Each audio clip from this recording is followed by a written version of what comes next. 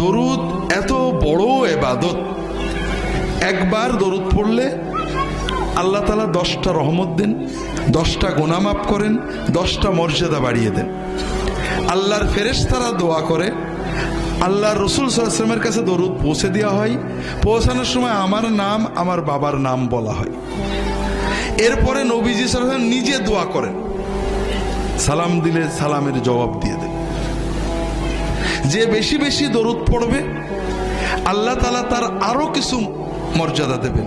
1 নম্বর, তার দুনিয়ার টেনশন, মনের কষ্ট দূর করে দেবেন। 2 নম্বর, তার দোয়া কবুল করবেন। 3 নম্বর, আখিরাতে সে রাসূলুল্লাহ সাল্লাল্লাহু আলাইহি ওয়াসাল্লামের শাফাআত পাওয়ার বেশি যোগ্যতা অর্জন করবে। তাহলে আমরা দরুদ পড়লাম, একবারই পড়ি।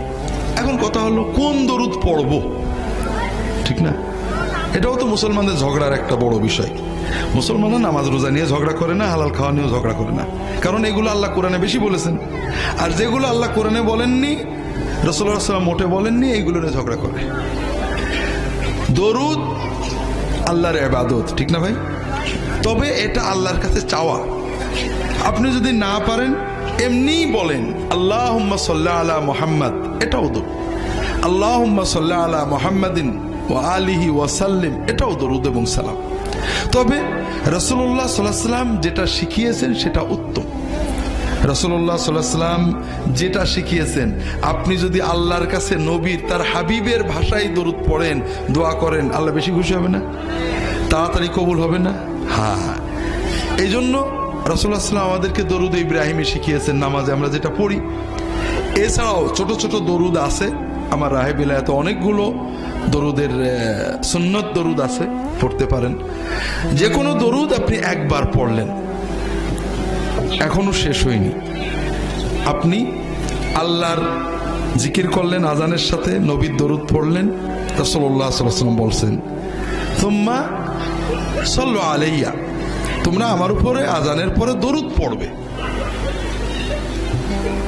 আমাদের দেশে নেই, বাংলাদেশের অনেক জায়গায় আছে। আজানের আগে দরুদ পড়ে, আবার আপত্তি করলে ঝগড়া করে, নবীর দরুদ পড়ো, তোমার কি? নবীজি বললেন আজানের আগে পড়তে না পরে পড়তে? পরে পড়তে। ভালো কাজ নবীজির নিয়মের বাইরে করলে কি ভালো থাকে? আপনি নামাজ শুরু করেন না, বিসমিল্লাহ বলা ভালো কাজ না খারাপ কাজ? বিসমিল্লাহ আল্লাহু আকবার করবেন, হ্যাঁ? কি বলবেন? আল্লাহু আকবার, বিসমিল্লাহ বলবেন না? কে এত একটা ভালো কাজ করবেন না? কে? কারণ এই সময় নবীজি বিসমিল্লাহ বলা শেখাননি, এই সময় আল্লাহু আকবার বলাই হলো বিসমিল্লাহ। কথা বোঝেননি? আবার যখন আমরা কুরবানি করবো, জবাই করবো, তখন কি বলবো?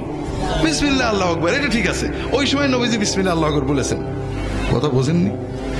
কাজেই ভালো কাজ, আপনি নামাজ পড়বেন, আউযু বিল্লাহি মিনাশ শাইতানির রাজিম, বিসমিল্লাহির রহমানির রহিম, আল্লাহু আকবার বলবেন নাকি?